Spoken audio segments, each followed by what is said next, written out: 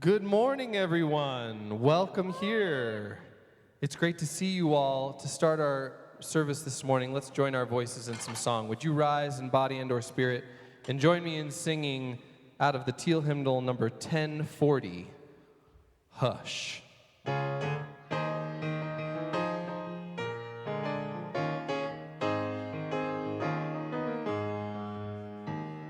Hush, hush, somebody's calling my name. Hush, hush, somebody's calling my name. Hush, hush, somebody's calling my name. Oh my Lord, what shall I do? What shall I do? Sounds like freedom. Somebody's calling my name. Sounds like freedom. Sounds like freedom.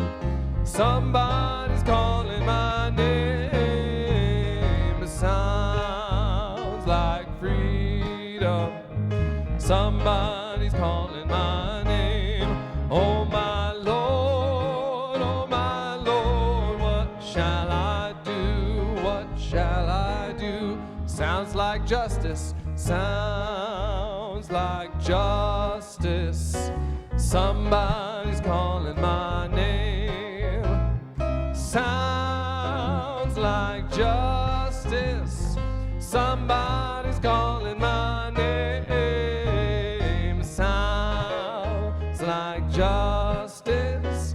Somebody's calling my name. Oh my Lord, what shall I do? What shall I do?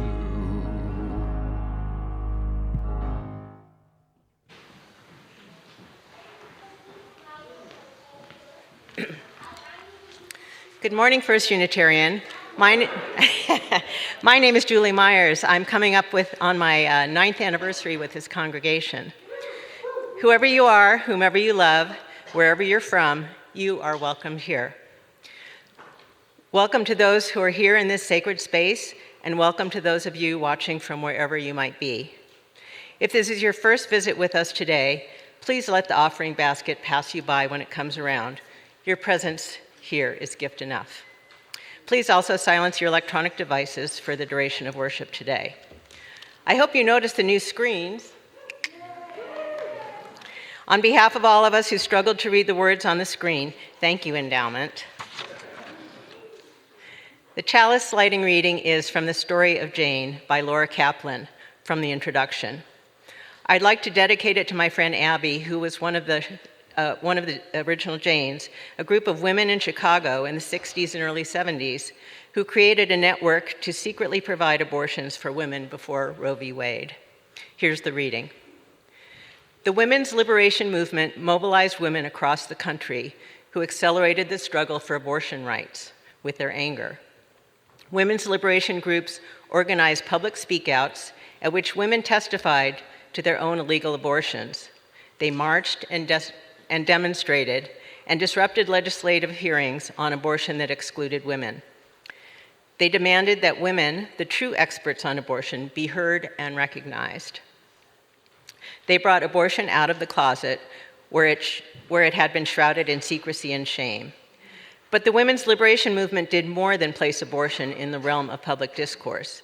It reframed the issue, not in terms of privacy and sexual relations, and not in the neutral language of choice, but in terms of women's freedom to determine her own destiny as she defined it, not as others defined it. Abortion was a touchstone. If she did not have the right to control her own body, which included freedom from forced sterilization and unnecessary hysterectomies, gains in other arenas were meaningless.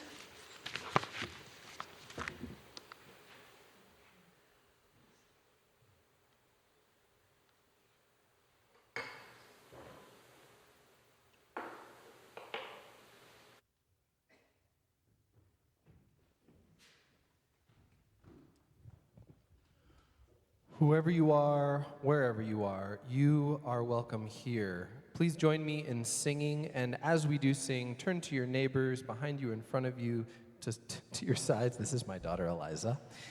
You gonna sing with me, Eliza? Okay, how about you sing on this mic, okay? Please join with me in singing our welcome song and welcome each other.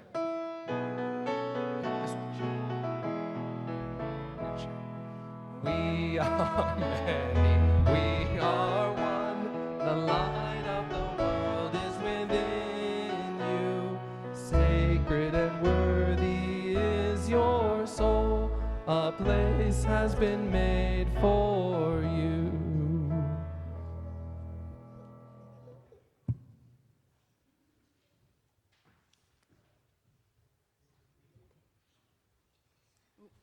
Hey, Brian, we need you back for some box hitting.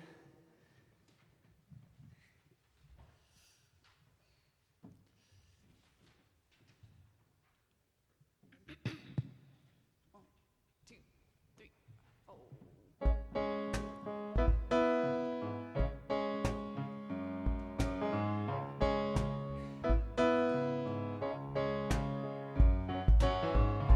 I was done at 16, showing up for class. I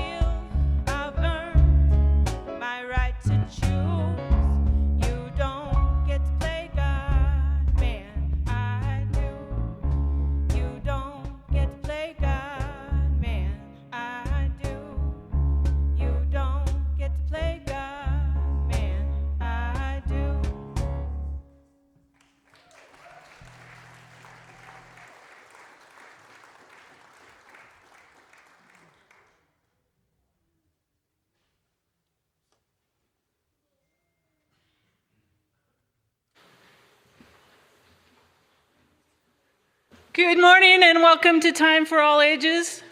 My name is Nan and this is my t-shirt. It says Sisu, it's a Finnish word for perseverance. You are invited to join me this morning in a short meditation. Be wherever you would like to be. You may sit, stand, come up here, go over there, or stay right where you are. So let's do it. Take a deep breath in.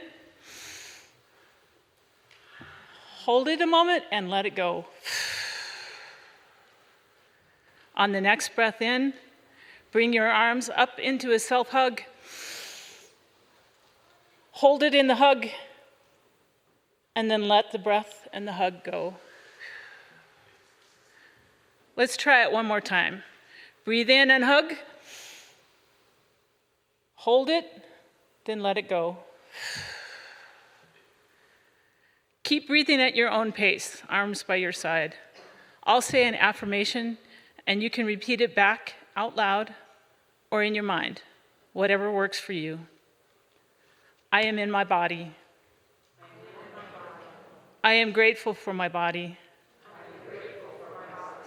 I am the boss of my body. My body belongs to me, no one else. My body is sacred. My body is holy. My body is divine.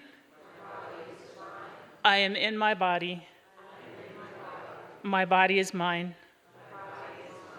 Let's take another deep breath and hug. Hold it, then let it go. Now you can settle back into your seat. Breathe again. If you're interested in going to story time in the chapel, come on up, join me for a moment before you go. I've got some questions. And I think you guys have answers. Do you have answers? Probably. You sure? Does anyone know what holy means? I'm not talking about the adjective holy. That means full of holes, like an old sock or underwear. Holy means dedicated or consecrated to God or a religious purpose. My UU folks, if we had our own dictionary, we might change out the word God to the universe or spirit of love or unity that makes us one or that which binds us together, or we might stick with God. In the Everyone Dictionary, it says, see also sacred. So what does sacred mean?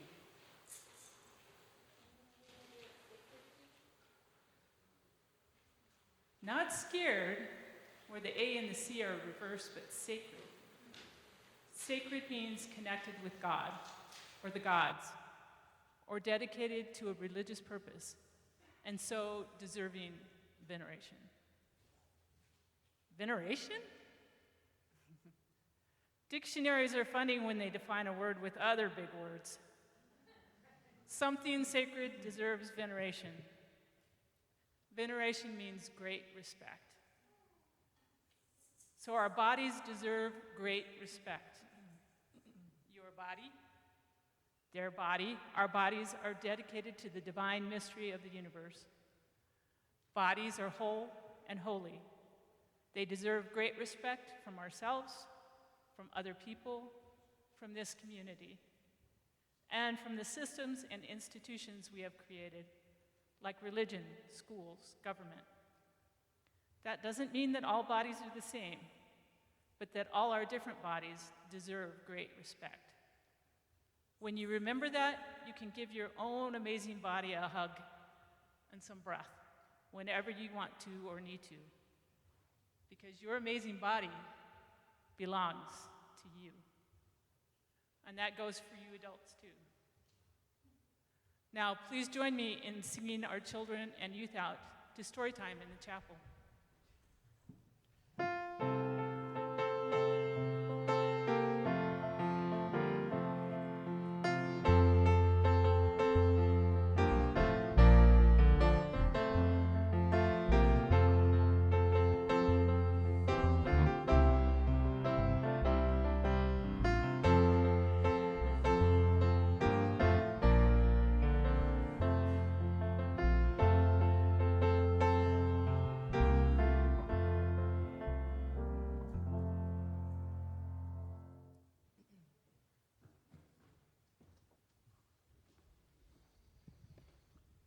I invite you to rise in body and or spirit and join me in singing a hymn that you do not need any hymnal in front of you for. The words are going to be up behind me, and they are simple. Repeat after me. We will not be controlled. I am sovereign in my body. I am sovereign in my soul. We will not be controlled. I am sovereign in my body. I am sovereign in my soul. We will not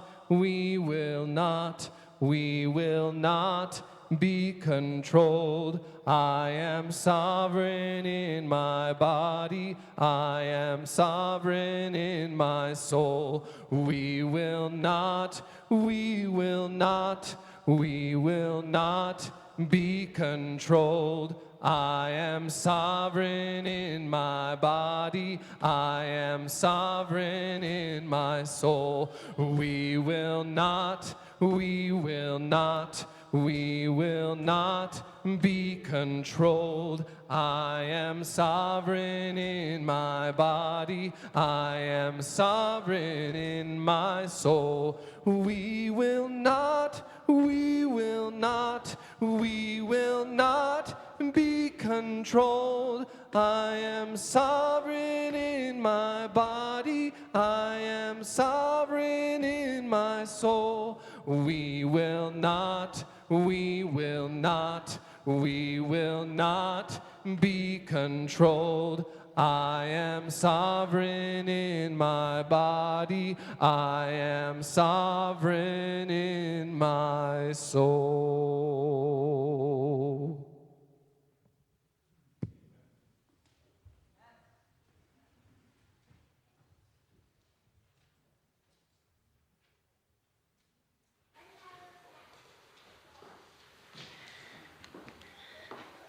Good morning, First Unitarian. My name is Kimberly Urish. I'm a member here at First Unitarian. I'm the co-chair of the Reproductive Justice Project, the chair of the Endowment Committee, and a member of your Chalice Singers. Today I wear another hat, which is introducing our Giving and Action partner for today, which is Planned Parenthood of the Rocky Mountains. And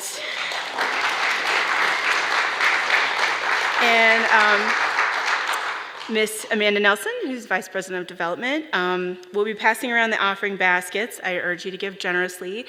And if you're online, see if I can get this right, you can give at tinycc/FUSDEN, FUSD-give, and choose Giving in Action. You can also text to give from your seats, 720-343-7384.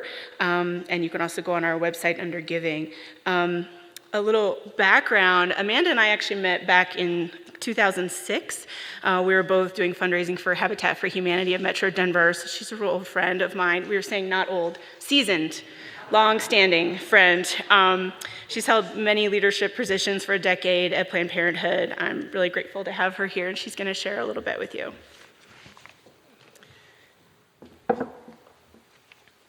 Thank you, Kimberly. Thanks for giving me the opportunity to say abortion in church.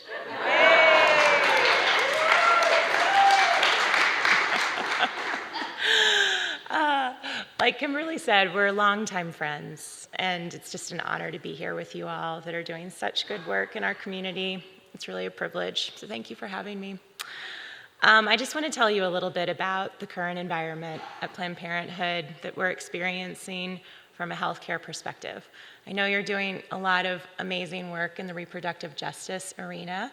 Planned Parenthood is part of reproductive justice. We're not a reproductive organization, but we work specifically in the healthcare arena, where reproductive justice, as you know, really addresses all societal issues of allowing people to decide when and if they'll parent. So Planned Parenthood of the Rocky Mountains consists of 4 states. Of course, Colorado, we have New Mexico, we have the southern half of Nevada, it's Las Vegas, and we have Wyoming. So you know 3 out of 4 of those states are safe havens. We've worked really hard to protect that environment and are so proud to be serving about 100,000 people every year in those health centers with the broad scope of reproductive needs that they have. It's everything from wellness visits to birth control and abortion. I was gonna see if I could get like abortion on the screens. It's brilliant. So when Donald Trump was elected in 2016, we chose to believe him. You know that Maya Angelou quote that says, when someone shows you who they are, believe them. And we did. And we've been preparing for this moment, knowing that this was coming. So we've been investing in systems throughout our healthcare centers. We've been ramping up our telehealth. We are seeing patients in new and innovative ways, and we're taking care of our staff that are working so hard every day to see these people. I will tell you that we've had an amazing influx of patients, starting with COVID. As you know, abortion was deemed a not essential service in Texas. So we saw a spike there, beginning of the spike of what we were going to see from Texas patients. We then went into our COVID pandemic. I don't know if you all have heard about that, but it's a thing. And really started to see more and more people that needed our care with greater financial needs. And now with SB 8 happening in the fall, and of course the fall of Roe, we have seen a 257% increase of patients from out of state from this period of time, the last 45 days, compared with this time last year. These patients are coming with more and more needs. That's financial needs, that's mental health needs. They're coming from a climate where they've been told that they should have shame, where they're being persecuted, they're being sued, they're pitting families against families, and that means that our providers are spending more and more time with them, and our navigators, bless them, are helping them access the financial needs that they have. So a patient used to come to us before COVID needing about $120 in assistance. With COVID, that increased to about $160 per patient. Now we're up to $322 a patient. That adds up to $600,000 a month with the volume of patients that we're seeing. So the need is real, the need is great. I'll reiterate to Kimberly my thanks for your giving generously today. I can't not talk about the midterms before I get off of this literal soapbox. This is something that you can do right now, is to get involved in the midterm elections that are coming. We know that healthcare is political, and I'm also here today representing our Action Fund, which the offering is not going to, but I encourage you to give generously to the candidates that are calling you nonstop, to come out and canvass, to make sure that we have reproductive health champions in our legislature, because we know that this is what is going to keep our environment safe. I just want to leave you with a note of hope, which is, I know, a big reach in this moment, but we are seeing the popular opinion that people support abortion, people support access to health care, people support bodily autonomy. And we know that 8 out of 10 people believe this. And Kansas, our neighbors to the east, is a show of that support. So, yes, yes, Kansas. Planned Parenthood of the Rocky Mountains is a 100-year-old organization. We have been putting our shoulder to the wheel for decades and decades and decades. And we will get through this with the support of our communities and with the care that you all have shown me today. So thank you so much for having me. I appreciate it.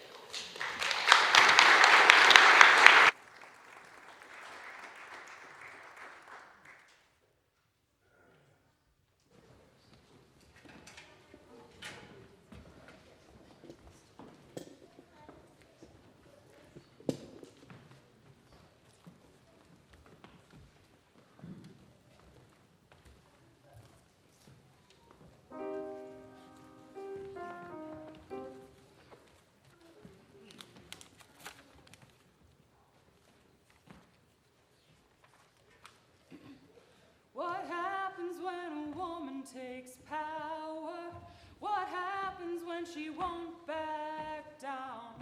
What happens when a woman takes power? What happens? What happens? What happens when a woman takes power? What happens when she won't back down? What happens when a woman takes power? What happens? What happens? What happens when a woman takes power?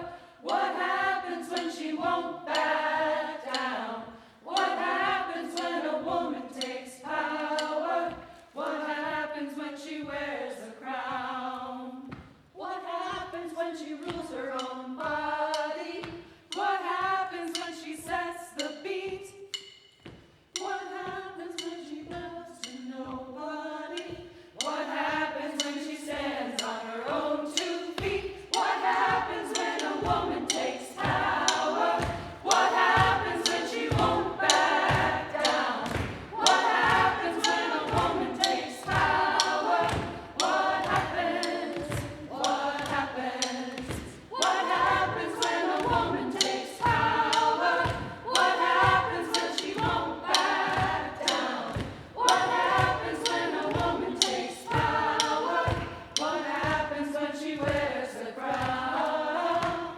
Whoa, we rise above. Whoa, we lead with love. Whoa, we have won. We are one. We've just begun. Whoa, we rise above. Whoa, we lead with love. Whoa, we have won. We are one. We've just begun. What happens when a woman takes power? What happens when she won't back down? What happens when a woman takes power? What happens? What happens? What happens when a woman takes power? What happens when she won't back down? What happens when a woman takes power? What happens? What happens? What happens? What happens? What happens when she wears a crown?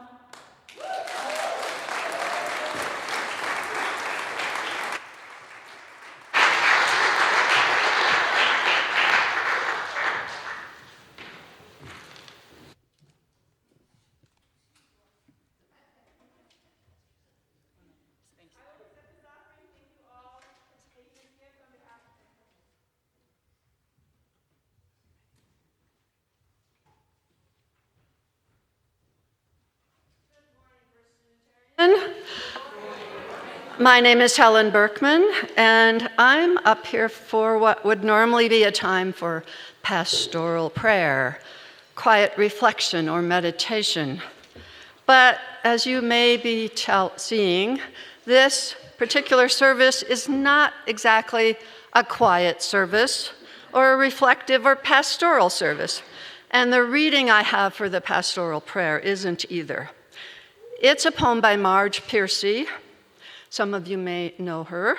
She is now 86 years old and has been an activist, a poet, and author for over 60 years. She even has a blog at 86, if you're interested. Many of her poems could be classified not as meditation, but maybe as active reflection. Or if there's a category of poems called Nonetheless, She Persisted, this would be right up there. This poem, she wrote it in 1980, over 42 years ago, and how unfortunately relevant it is now. It's called Right to Life. A woman is not a pear tree, thrusting her fruit in mindless fecundity into the world. Even pear trees bear heavily 1 year and rest and grow the next. A woman is not a basket you place your buns in to keep them warm. Not a brood hen you can slip duck eggs under. Not the purse holding the coins of your descendants till you spend them in wars. Not a bank where your genes gather interest and interesting mutations in the tainted rain, any more than you are. You plant corn, and you harvest it to eat or sell. You put the lamb in the pasture to fatten and haul it to butcher for chops. You slice the mountain in two for a road and gouge the high plains for coal. And the waters run muddy for miles and years. Fish die, but you do not call them yours unless you wish to eat them. Now you legislate mineral rights in a woman. You lay claim to her pastures for grazing, fields for growing babies like iceberg lettuce.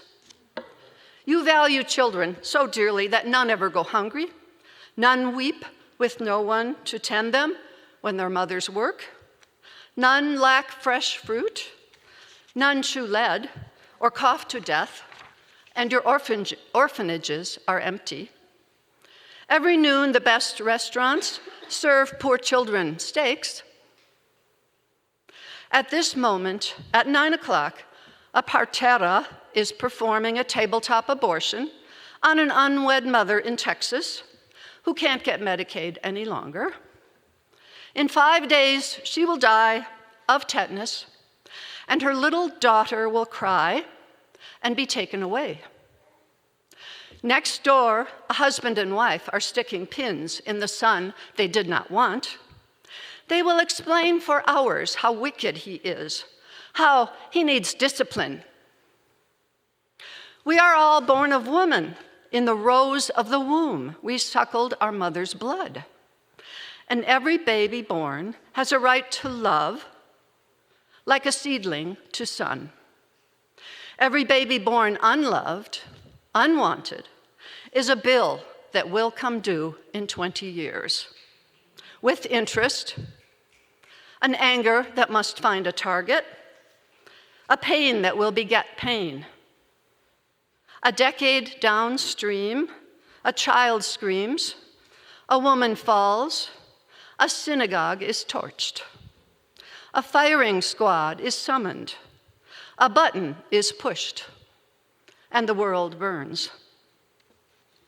I will choose what enters me, what becomes of my flesh.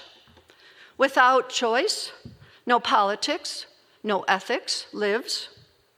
I am not your cornfield, not your uranium mine, not your calf for fattening, not your cow for milking. You may not use me as your factory. Priests and legislators do not hold shares in my womb, or my body, or my mind. This is my body. If I give it to you, I want it back. My life is a non-negotiable demand. Can I hear an amen?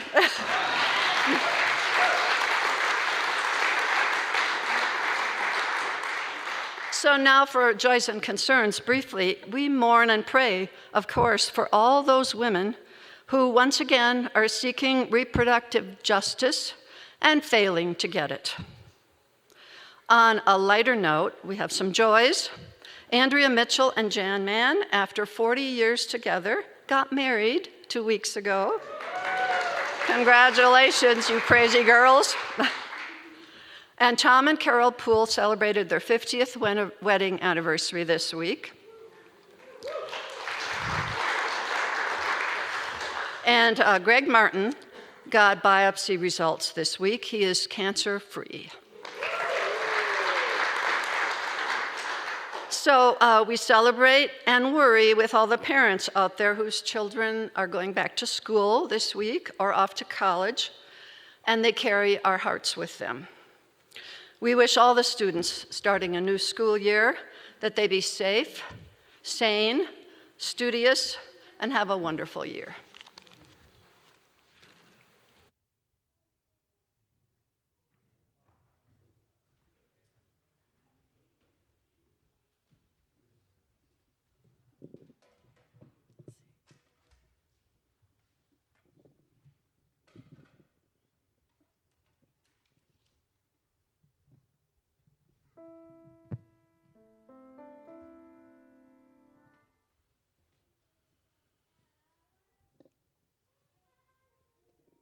stand for the life of the unborn child, of the woman who wants it.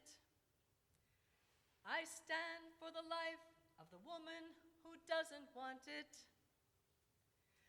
I stand for the life of the unborn child and the woman who wants it. I stand for the woman who cannot finish school, cannot keep a job, cannot stay at home, cannot feed another child.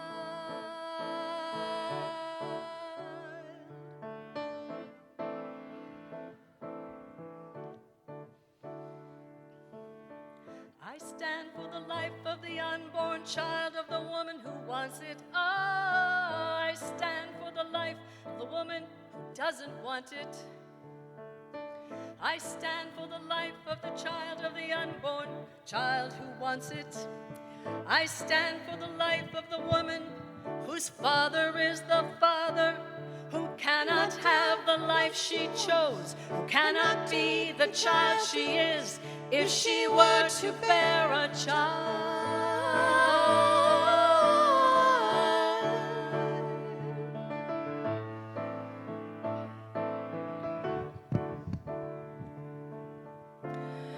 We will break the laws you've made, as we have for centuries. Some of us will try to heal ourselves.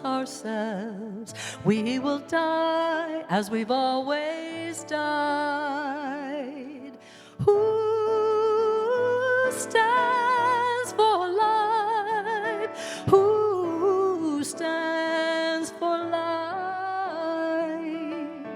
I stand for the life of the child in this world as we've made it. Oh, I stand for the life of the child who doesn't make it.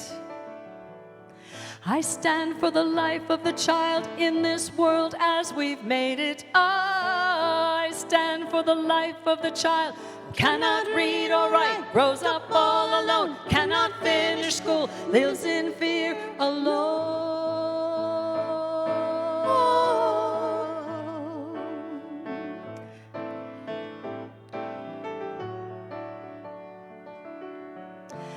We will break the laws you've made, as we have for centuries. Some of us will try to heal ourselves. We will die as we've always died. Who stands for life? Who stands for life? I stand for the life of the unborn child and the woman who wants it. I stand for the life of the unborn child and the woman who doesn't want it. I stand for the life of the unborn child and the woman who wants it. I stand for the life of the woman whose life is in danger because her future is her life. Whose life is in danger because her future is her life. Whose life is in danger because her future is her life.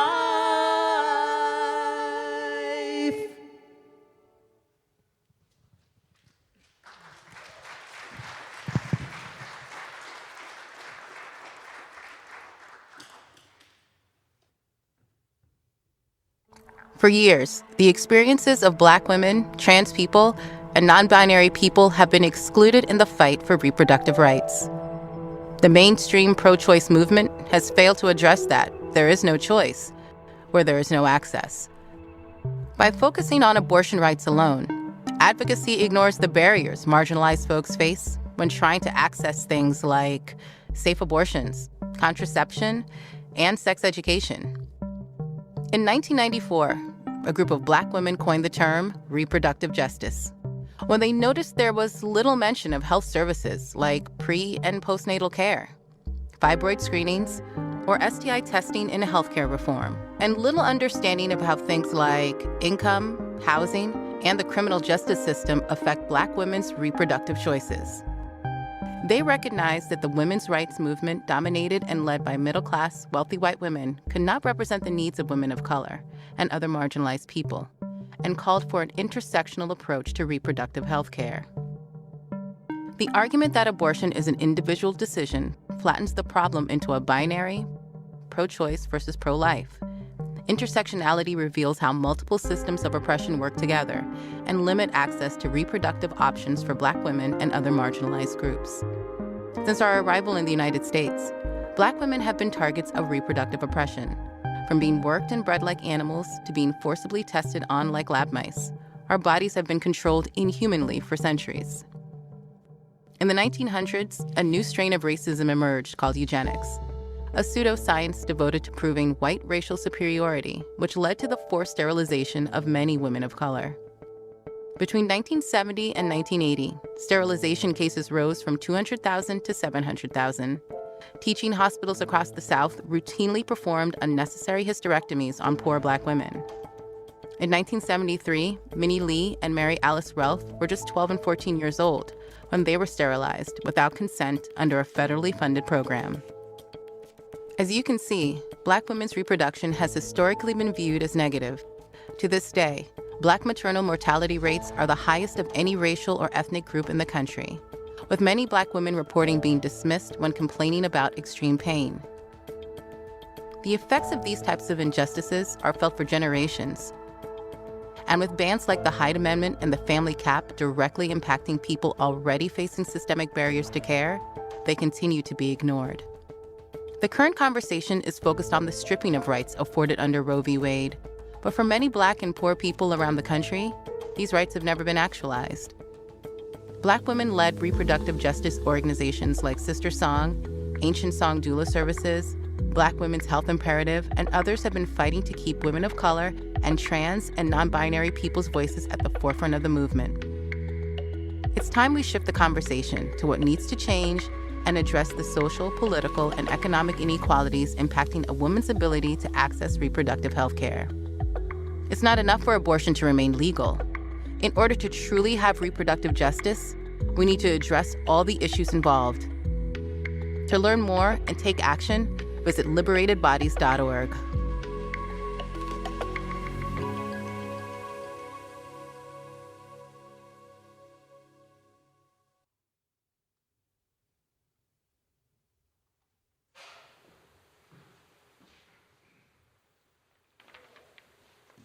Good morning. My name's Marilee Bowe, and I'm reading the words of Erin Kenworthy, who's otherwise occupied in Hawaii. With open minds, helping hands, and loving hearts, we work toward reproductive justice and commit to replacing insecurity with safety, fear with acceptance, judgment with love, and shame with compassion. These words conclude the 2015 Unitarian Universalist Association Statement of Conscience regarding reproductive justice. The entire statement can be found in several places. I located it on the website for the Religious Coalition for Reproductive Choice. The Unitarian Universalist Association is listed as a founding member of this organization. Think back 7 shortish, longish years ago, before a major election, before a worldwide pandemic, to the time when this statement was crafted, 2015. Remember that? Now it's 2022. A lot has happened since 2015. The statement mentions the context for reproductive justice, similar to what the video just described. The statement also shares our theological grounding in this work, mentioning our first, second, and sixth principles explicitly. Our congregation adopted the 8th principle last year, which coincides with the work of reproductive justice.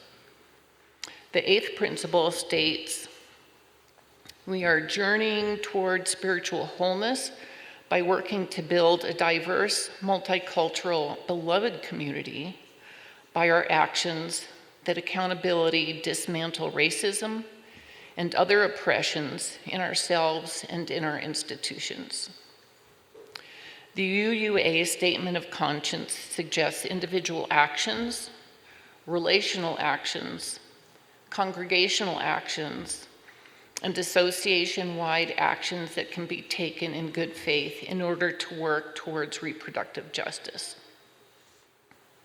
Would you be surprised that the first of those actions suggested in the congregational level in 2015 was to, quote, form a reproductive justice group, task force, committee, or interfaith coalition, unquote. We had a homework assignment and didn't even know it, but we do now. In the wake of Dobbs versus Jackson Women's Health Organization, the Supreme Court effectively repealed the protections granted by the Roe v. Wade decision in 1973. And so we are freshly reminded, once again, of the visceral pain inherent in the loss of and resulting fights for rights and equity, and the call to action around reproductive justice, dignity, and freedom. We are not alone in this call. The Spiritual Alliance of Communities for Reproductive Dignity, more efficiently called by its acronym SACRED, is a relatively new national interfaith initiative created through a unique collaboration of individuals and organizations. This next section comes directly from the sacred materials that our congregation intends to engage as part of our reproductive justice project.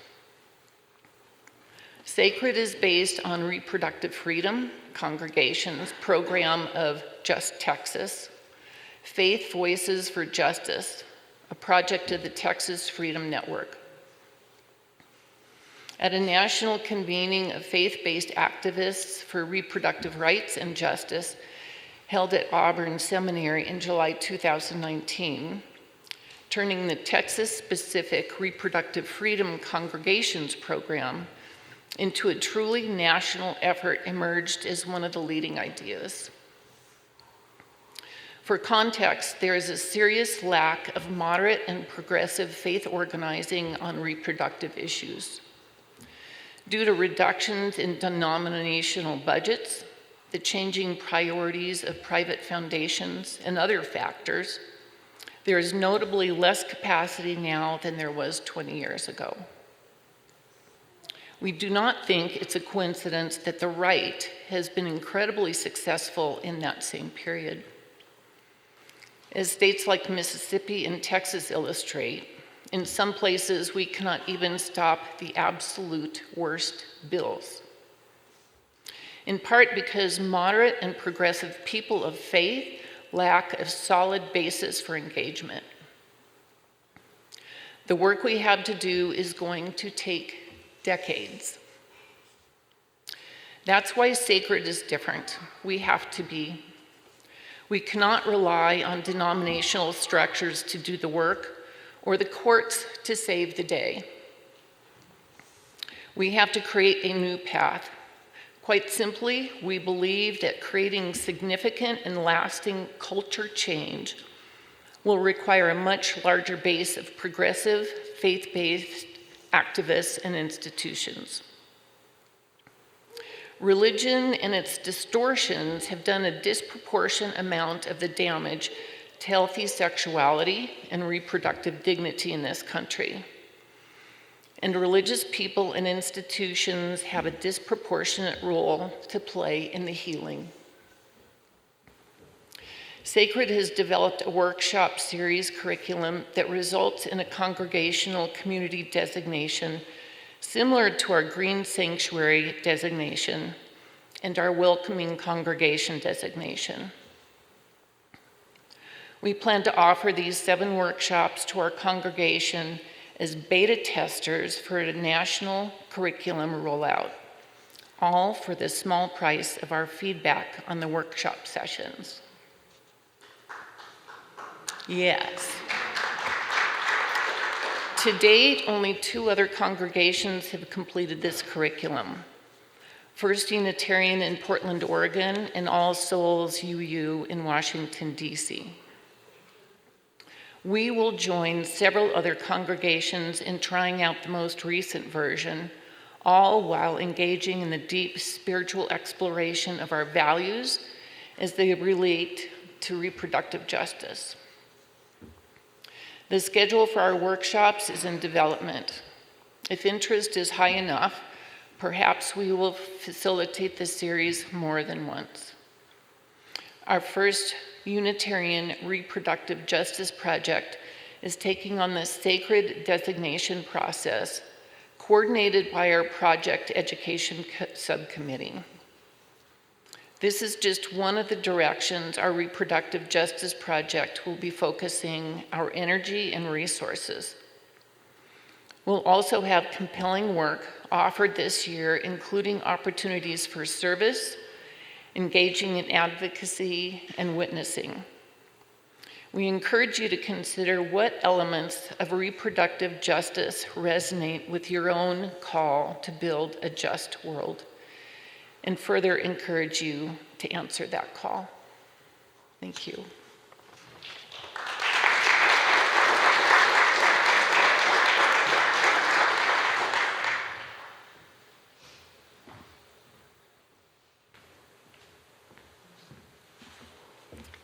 Good morning. My name is Laura Mueller. I'm a member of this congregation and a retired OBGYN physician. When I signed up for the Reproductive Justice Project, I thought that it was just going to be about abortion access. Thanks to Aaron and Kimberly, I've learned that reproductive justice is a much broader term. It comprises reproductive rights, as well as reproductive health, human rights, and social justice. Aaron asked me to speak briefly about what reproductive justice means to me. When I hear the word abortion, I see women's faces, women who I've cared for. When I started my training in OBGYN, Roe v. Wade was not yet settled. So I witnessed many women losing their fertility and sometimes even dying as a result of attempts to end their own pregnancies by themselves or with others. I have so many stories, but I've chosen 2 to tell you this morning. The first woman I'll call Diana. She was well known to me from her years of trying to get pregnant. And when she did, she and her husband were just overjoyed. Unfortunately, at a mid-pregnancy routine ultrasound, it was revealed that the baby had severe defects, which were confirmed with a higher level ultrasound. These defects were determined not to be compatible with life outside the mother. The couple was heartbroken. They came to me the next week and told me that they just didn't think they could bear the idea of carrying that pregnancy for 4 to 5 months only to lose the child. Diana was the last woman I ever thought would be asking me for such a referral. She did subsequently have an uneventful termination of that pregnancy and later delivered 2 perfectly healthy children. The next woman, Julie, presented at 16 to the early termination of pregnancy clinic at the university where I was training. The university required that all OBGYN residents attend that clinic, even if they didn't learn how to do the abortion procedures, but to learn how to evaluate the size of the uterus and to counsel the women. It was obvious to us that Julie was like 6 months along, and we confirmed that with ultrasound. We informed her that she had two options. One, to carry the pregnancy to term and give it up for adoption, or to carry the pregnancy to term and keep the child. She and her boyfriend left the clinic in a state of shock. I happened to be on call in the delivery room a few nights later, and Julie came in with a bruise.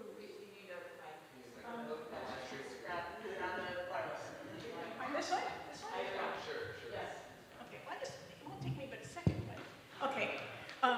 Julie came in with a bruise like this on her abdomen. Sorry about that, technically challenged. It was obvious to all of us on the medical staff that as they had not been given options that were acceptable to them, they had taken it into their own hands to end the pregnancy.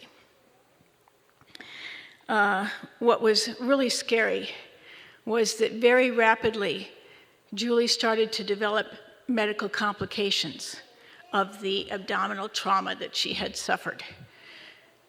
Her kidneys failed, her blood pressure kept climbing, then she started having seizures and went into coma. There was no fetal heartbeat. She subsequently delivered a stillborn fetus, but she didn't leave the hospital for many months. She required significant intensive care as a result of the medical complications from the desperate attempt that she and, I think, her boyfriend made to end the pregnancy. I've never forgotten her. It was terrifying to those of us who were trying to save her life. I can't help but wonder that if she had received more sex education and information about contraception, if she could have avoided this harrowing experience.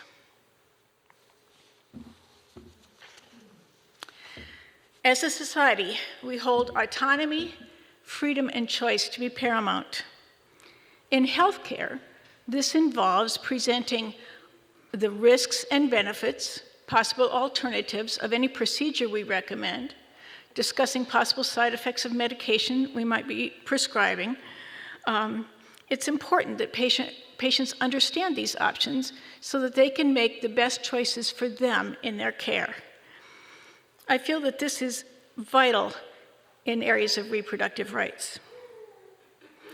We owe it to women and their partners to give them the choice in how to manage their own care.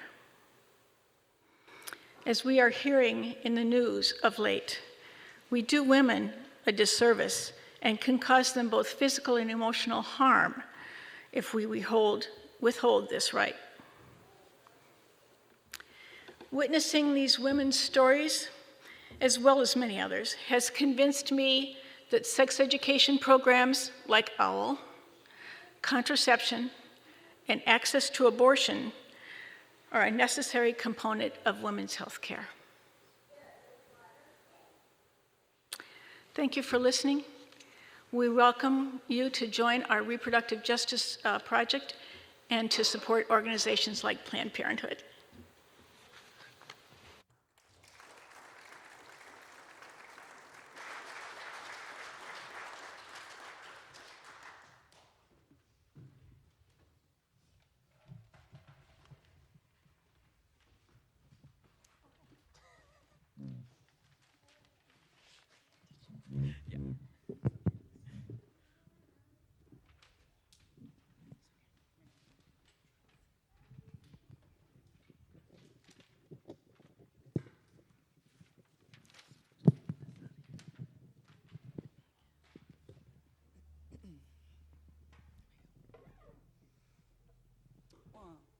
Two, three, four.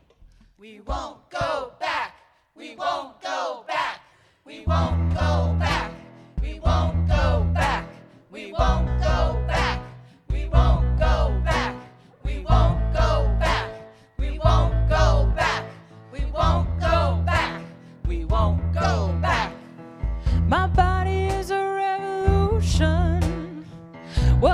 should be my own choosing. We won't go back, we won't go back, we won't go back. We honor those who fought before us. They give us strength as we move forward. We won't go back, we won't go back, we won't go back. Hey! We are the voices, we are the truth, 'cause we make the future. Hey! We are the voices, we are the truth. We won't go back, we won't, 'cause we make the future. Those good old days are an illusion. Nothing you do can stop the movement. We won't go back, we won't go back, we won't go back. I am human, I am sacred, more than a vessel of your making. We won't go back, we won't go back, we won't go back. Hey. We are the voices, we are the truth, 'cause we make the future. Hey! We are the voices, we are the truth. We won't go back, we won't, 'cause we make the future. We won't go back, we won't go back, we won't go back, we won't go back, we won't. Can't deny it. Raise our voice till you can't deny it. Raise our voice till you can't deny it. Raise our voice till you can't deny it. We can't deny it. Raise our voice till you can't deny it. Raise our voice till you can't deny it. Raise our voice till you can't deny it. We won't. Can't deny it. We won't go back. We won't go back.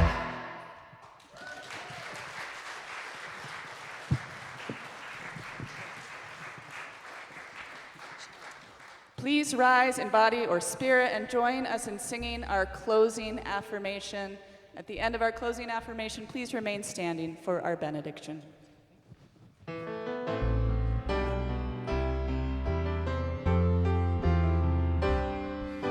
Behind all our differences and beneath our diversity, there is a unity that makes us one and binds us forever together throughout all time, through life and death and the space between the stars, throughout all time, through life and death and the space between the stars.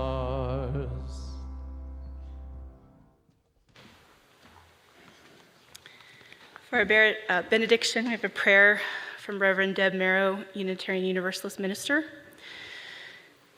Dear sister, may I call you that?